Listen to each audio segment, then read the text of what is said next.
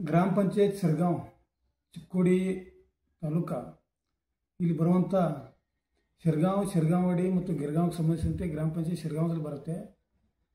ಇದರಲ್ಲಿ ಏನಾಗಿದೆಯಪ್ಪ ಅಂದ್ರೆ ಭ್ರಷ್ಟಾಚಾರ ಆಗಿದೆ. ಎಲ್ಲಿ ನರೇಗಾದಲ್ಲಿ ಅಂದಾಜು ಒಂದು 3 ಕೋಟಿ ರೂಪಾಯಿ ಭ್ರಷ್ಟಾಚಾರನಲ್ಲಿ ಮಾಡಿದ್ದಾರೆ ಎಲ್ಲಿ ನರೇಗಾದಲ್ಲಿ. ಇದರಲ್ಲಿ ಮತ್ತು 15ನೇ ಹಣಕಾಸದಲ್ಲಿ ಕೂಡ ಭ್ರಷ್ಟಾಚಾರ ಆಗಿದೆ. ಇಲ್ಲಿ ರಸ್ತೆಗಳು ಶಿರಗಾಂವದಲ್ಲಿ ಯಾವುದೂ ಆಗಿಲ್ಲ. ರಸ್ತೆಗಳ ಮೇಲೆ ರಸ್ತೆ ಮಾಡಿ ಬಿಲ್ ತೆಗೆದಿದ್ದಾರೆ. ಅಂದರೆ ಒಂದೇ ಕಾಮಗಾರಿಗೆ ಸಂಬಂಧಿಸಿದಂತೆ ಎರಡೆರಡು ಬಿಲ್ ತೆಗೆದಾರೆ. ಅಲ್ಲಿ ಯಾರು ಹೇಳೋರು ಇಲ್ಲ ಮತ್ತು ಕೇಳೋರು ಇಲ್ಲ. ಮೆಂಬರ್ಸ್ಗಳು ಚಲೋ ಇದ್ರೂ ಒಳ್ಳೆಯವರು ಇದ್ರೂ ಕೂಡ ಆ ಬಂದಂಥ ಅಧಿಕಾರಿಗಳು ಯಾರ PDO ಡಾಟಾ ಎಂಟ್ರಿ ಆಪ್ರೇಟರ್ ಆಗಿರ್ಬೋದು ಮತ್ತು ಈ ತಾಲೂಕು ಪಂಚಾಯಿತಿ ಕಾರ್ಯನಿರ್ವಾಹಕ ಅಧಿಕಾರಿಗಳಾಗಿರ್ಬೋದು, ಇವರೆಲ್ಲ ಇನ್ವಾಲ್ವ್ ಆಗಿ ಶಿರಗಾಂವದಲ್ಲಿ ಒಂದು ದೊಡ್ಡ ಭ್ರಷ್ಟಾಚಾರ ಮಾಡಿದ್ದಾರೆ. ಇನ್ನು ಯಾವುದರಲ್ಲಿ ಭ್ರಷ್ಟಾಚಾರ ಮಾಡಿದರು ಅನ್ನೋದನ್ನು ನೋಡ್ಕೋತ ಹೋದ್ರೆ ಹಲವಾರು ರಸ್ತೆಗಳಲ್ಲಿ ಆಗಿಲ್ಲ, ಬಟ್ ಬಿಲ್ ಆಗಿದಾವೆ. ಮತ್ತು ನೀವು ಮಾಹಿತಿ ಹಕ್ಕಲ್ಲಿ ಕೇಳಕ್ಕೆ ಹೋದ್ರೆ ನಿಮಗೆ ಮಾಹಿತಿ ಯಾರೂ ಕೊಡೋಂಗಿಲ್ಲ.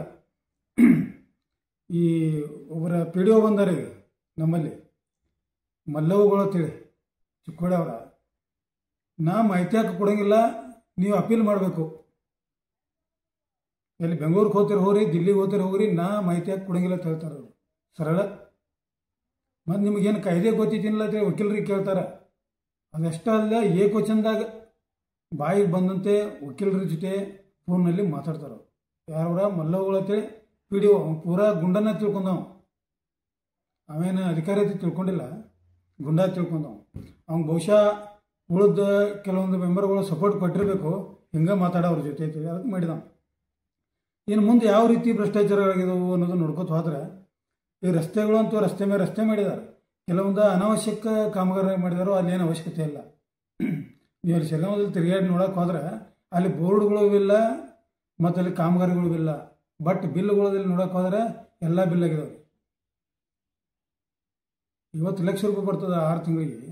ಅದನ್ನೆಲ್ಲ ನುಂಗಿ ನೀರು ಕುಡ್ದಾರೆ ಅವರು. ಆ ನಮೂನಿ ಭ್ರಷ್ಟಾಚಾರ ಅವ್ರು ಮಾಡಿದ್ದಾರೆ.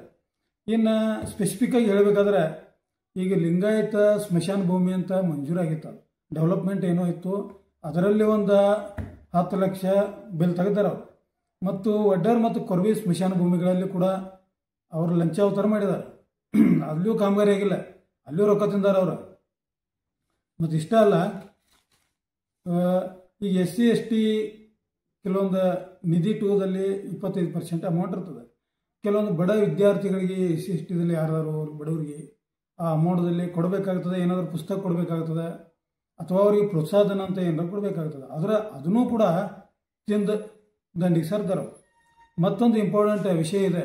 ಯಾವ ರೀತಿ ಭ್ರಷ್ಟಾಚಾರ ಅಂದರೆ, MLA ಮತ್ತು MLC ಇವರ ಒಂದು ನಿಧಿಯಲ್ಲಿ ಅಥವಾ ಇವರ ಒಂದು ಯೋಜನೆಯಲ್ಲಿ ಆದಂತಹ ಕಾಮಗಾರಿಗಳನ್ನು ನರೇಗಾ ಅಂತ ಬಿಂಬಿಸಿ ಅದರಲ್ಲಿ ಬಿಲ್ ತೆಗೆದಾರೆ. ಇದನ್ನು ಮತ್ತು ಯಾರೂ ನಮ್ಮ ಊರಾಗ ಯಾರು ಇರಂಗಿಲ್ಲ, ಅವ್ರ ಹೆಸರಲ್ಲೇ ಬಿಲ್ ತಗೊಂಡು ನರೇಗಾದಾಗ ಹೋಗಿಬಿಟ್ಟಿದ್ದಾರೆ ಅವರು. ಹಲವಾರು ಕಾಮಗಾರಿಗಳು.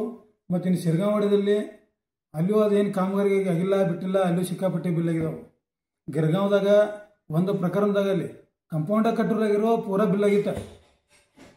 ಕಂಪೌಂಡ್ ಕಟ್ಟಲಾಗಿರೋ ಬಿಲ್ ಆಗಿತ್ತು. ಮತ್ತು ಅದನ್ನು ನಂತರ ಗೊತ್ತಾಗಿ ಅದನ್ನೇನೋ ಒಂದು ಅರ್ಧ ಕಚ್ಚಾ ಏನು ಕೆಲಸ ಮಾಡಿದಾರೋ ಅಲ್ಲೂ ಒಂದು 4-5 ಲಕ್ಷ ರೂಪಾಯಿ ತಿಂದಾರೆ. ಹೀಗಾಗಿ ಈ ಒಂದು 2020ರಿಂದ 2025ವರೆಗೆ ಸಮಗ್ರ ತನಿಖೆಯನ್ನು ಪಾರದರ್ಶಕವಾಗಿ ಸಾಹೇಬರು ಮಾಡಬೇಕು. ಯಾರಂದ್ರೆ ಒಂಬಡ್ಸ್ಮನ್ ಸಾಹೇಬರಾಗಲಿ ಅಥವಾ ನಮ್ಮ ತಾಲೂಕು ಪಂಚಾಯಿತಿ ಕಾರ್ಯನಿರ್ವಾಹಕ ಅಧಿಕಾರಿಗಳು ಮಾಡಬೇಕು. ಮಾಡದೇ ಇದ್ದರೆ ಈ ಭ್ರಷ್ಟಾಚಾರ ಮಾಡತಕ್ಕಂಥ ಹೆಗ್ಗಣಗಳು ದಿನದಿಂದ ದಿನಕ್ಕೆ ಹೆಚ್ಚಾಕೋದು ಹೋತಾವಿನ ಕಡಿಮೆ ಆಗೋದಿಲ್ಲ. ಈ ರೀತಿಯ ಒಂದು ಶಿರಗಾಂವ್ನಲ್ಲಿ ಆದಂಥ 3.5 ಕೋಟಿ ರೂಪಾಯಿ ಭ್ರಷ್ಟಾಚಾರ ಇದೆ. ನಾವು ಆಲ್ರೆಡಿ ಈಗ ಅಲಿಗೇಷನ್ ಮಾಡಿದೇನೋ, ಮಾಹಿತಿ ಹಾಕಿದೇನೋ, ಮಾಹಿತಿ ಹಾಕೋದಾಗ ಯಾವುದೂ ಮಾಹಿತಿನ ಕೊಡೋಂಗಿಲ್ಲ ಅಂತೇಳಿ ಸಾರಾ ಸಗಟವಾಗಿ ನಾವು PDO ಹೇಳ್ತಾನೆ. ಯಾರ ಮಲ್ಲವುಗಳು ಅಂತೇಳಿ ಒಪ್ಪಂದಾಗ ಹೇಳ್ತಾವ, ಮಾಹಿತಿ ಕೊಡೋಂಗಿಲ್ಲ, ಅಪೀಲ್ ಮಾಡ್ಕೋತ ಹೋಗ್ರೆ, ಅಲ್ಲಿ ಅಪೀಲ್ ಫೇಲ್ ಆದರೆ ಮತ್ತೆ ಮುಂದುವರೆ ಅಂತ ಹೇಳ್ತಾವೆ. ವಕೀಲರಿಗೆ ಕಾಯ್ದೆ ಹೇಳುವಂಥ ಸರ್ಕಾರಿ ಅಧಿಕಾರಿಗಳನ್ನು ನೋಡಿದ್ದು ಫಸ್ಟ್ ಟೈಮ್. ಆದ್ದರಿಂದ ಈ ನಮ್ಮ ಒಂಬಡ್ಸ್ಮನ್ ಸಾಹೇಬರಾಗಲಿ ಮತ್ತು ನಮ್ಮ ತಾಲೂಕು ಪಂಚಾಯಿತಿ ಕಾರ್ಯನಿರ್ವಾಹಕ ಅಧಿಕಾರಿಗಳಾಗಲಿ ಕ್ರಮ ತಗೋಬೇಕು. ಅವರ ಅಧಿಕಾರಿಗಳು ಯಾರು ಭ್ರಷ್ಟಾಚಾರ ಮೇಲೆ ಸಿಕ್ಕಿದಾರೋ ಅವ್ರ ಮೇಲೆ ಒಂದು FIR ಮಾಡಬೇಕು, ಒಂದು ಭ್ರಷ್ಟಾಚಾರ ವಿರುದ್ಧ ಹೋರಾಟ ಮಾಡೋರಿಗೆ ನ್ಯಾಯ ಸಿಗಬೇಕು ಅನ್ನುವಂಥ ಮಾತನ್ನು ಹೇಳಿ ಈ ನನ್ನ ವಿಡಿಯೋವನ್ನು ಮುಗಿಸ್ತೇನೆ.